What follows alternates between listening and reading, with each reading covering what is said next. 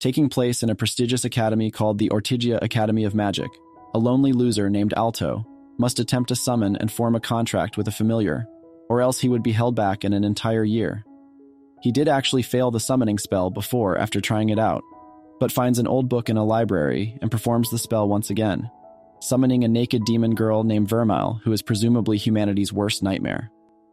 Vermeil then kisses Alto to suck his mana and says that she will serve her new master out of gratefulness for summoning her, or breaking her free from imprisonment. She is a very horny demon and tries seducing him, but he refuses and makes Vermeil wear his sister's outfit.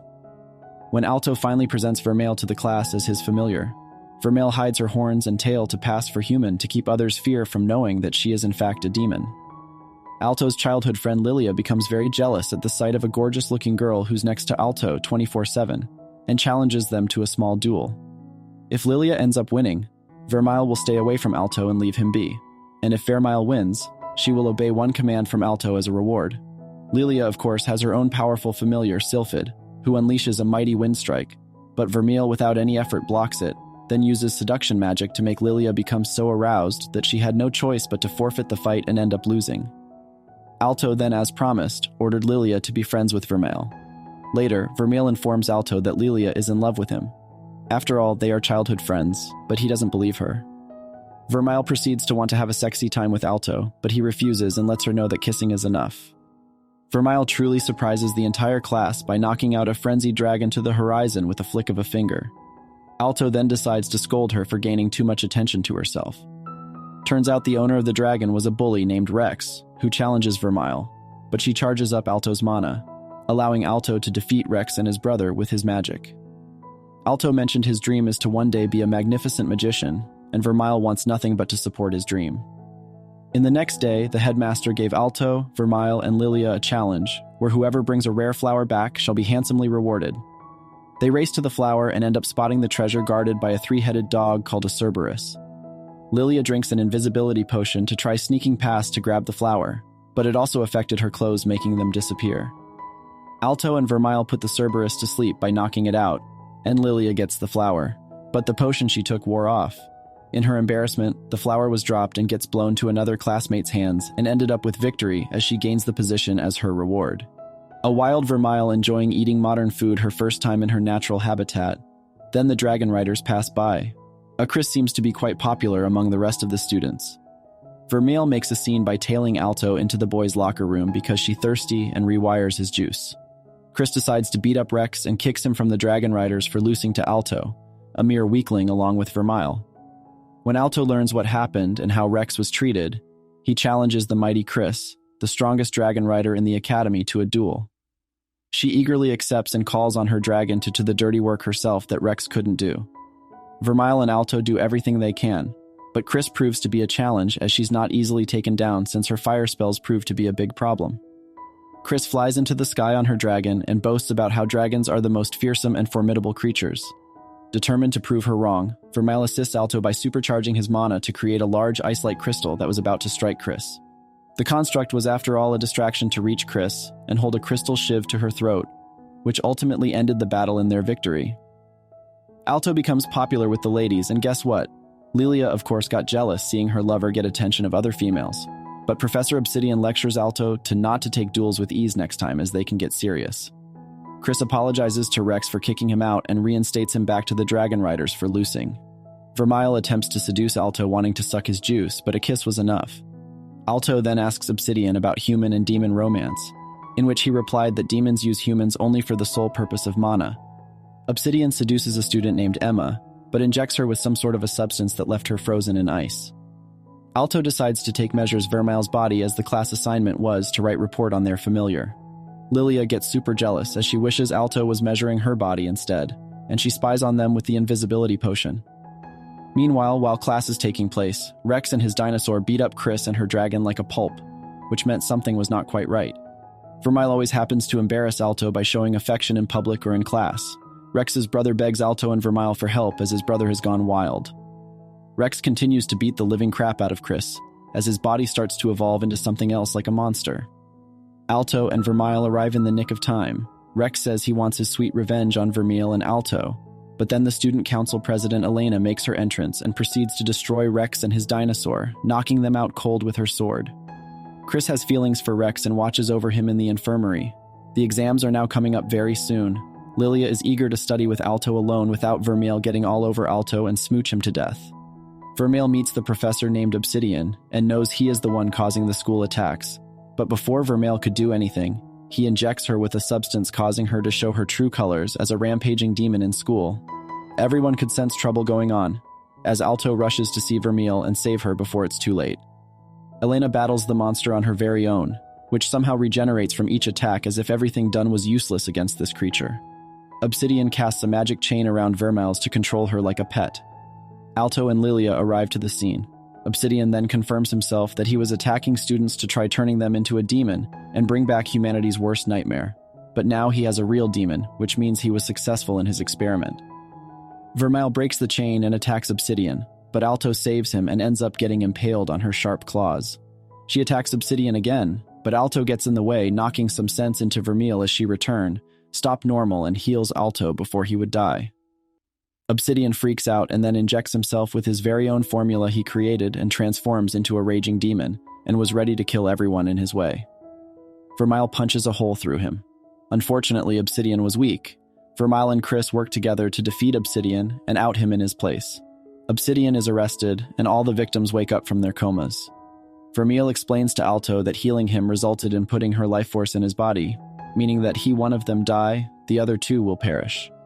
None of that mattered anyways because it was sexy time, and they proceed to kiss. Obsidian was arrested, and the girls mourn over losing an ugly bastard like him. Meanwhile, the boys got worried that Vermeil stopped going to class. Lilia meets up with Vermeil and tells her she doesn't mind that she is a demon, since Vermeil is not an evil person. Vermeil then goes back to Alto's room for some sexy time. Vermeil changes back into a school uniform that looks completely off as she joins Alto in class, and the boys couldn't stop admiring her beauty. The student council all of a sudden decide to get Alto and Vermeil detained. Elena mentions that Obsidian has escaped from prison. With Alto held at sword point, the council demanded the truth. He had no choice but to confess that Vermeil was in fact a demon. Elena then agrees not to harm Vermeil because she's not evil, but a kind and pure-hearted woman who cares for the man she loves, only for his juice. Vermeil warns Alto that Elena is not human, but something far more superior. The two attend a meeting, but walk in on the council girls changing clothes. They freak out like anyone else would. Elena and the others then examine a fragment of the creature she was fighting and find a magic they have never seen before. Later that day, Alto dreams of Vermeil as a child crying in a ruined city. Then a woman appears before him and tells him to choose between helping humanity and bring salvation, or help Vermeil and rain down destruction. He wakes up from this weird dream and is nervous about the exam, so Vermeil kisses him and sucks his delicious juice and then supercharges him to get even more motivated. Students from all over have studied for this very day and show up to take the exam. The professor shows them a giant crystal ball with a flame inside and explains that they need to harness their power and pour it inside the crucial to measure their magic power. The stronger the flame, the higher your grade will be. Students begin, and each one try their best but end up failing because the flame was weak. Lilia then realizes that the others were doing it wrong. They just need to focus the mana on the flame instead of the actual crystal. So she attempted and shocked everyone else. Students took part until last but not least, it was Alto's turn. Vermeil encourages Alto to show off his epic power, so he pours his mana from a very difficult spot and makes the flame so big that the crystal shatters completely. The professor says he passes even though Alto apologizes for breaking the crystal. Alto and his friends decide to have a picnic and celebrate their victory on the practical exam before the written exam take place later.